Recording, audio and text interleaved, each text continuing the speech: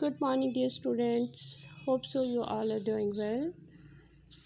Okay, dear student, it's your English class and I am your teacher, Maimuna Manwar. Today's our lecture is based on a story. Okay, let's start our story. I read it for you properly, line by line, and also explain it in Urdu form.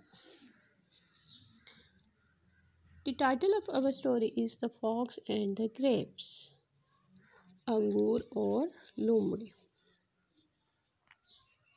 Once there was a fox. He was very hungry. एक दफ़ा का जिक्र है कि एक लोमड़ी थी और वो बहुत भूखी थी.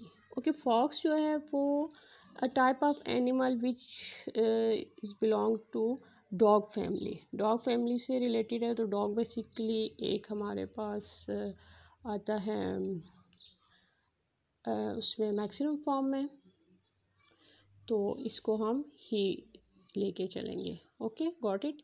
ही went here and there in search of food.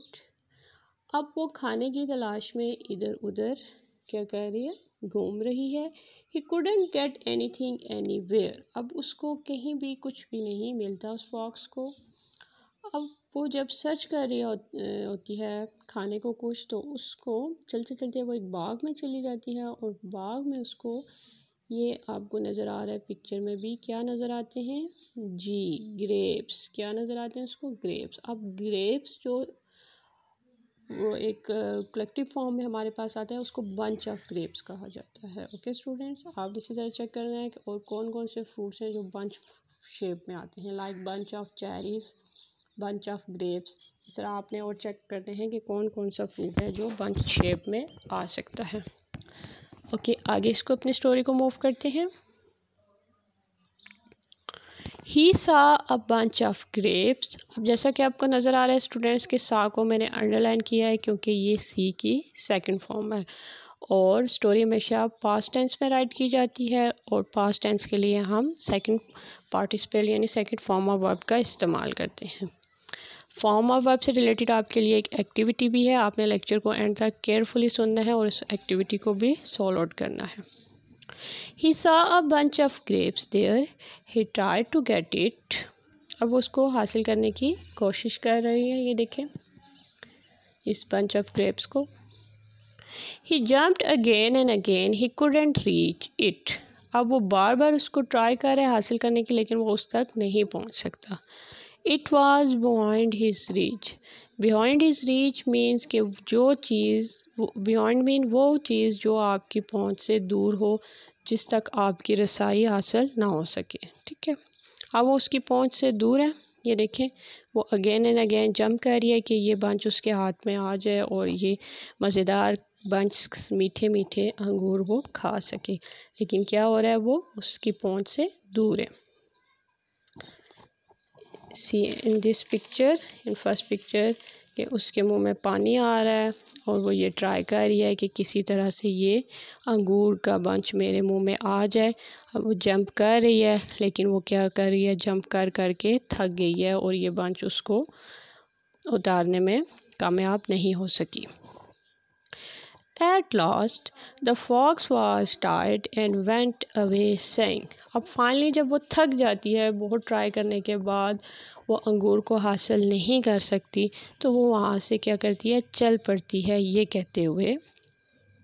अब वो क्या कहती है, grapes are sour, I shall not eat them. कि अंगूर तो खट्टे हैं और मैं इन्हें नहीं खाऊंगी. As you know student, every story has a moral. Okay, the moral of our story is the grapes are sour. अंगूर खट्टे हैं.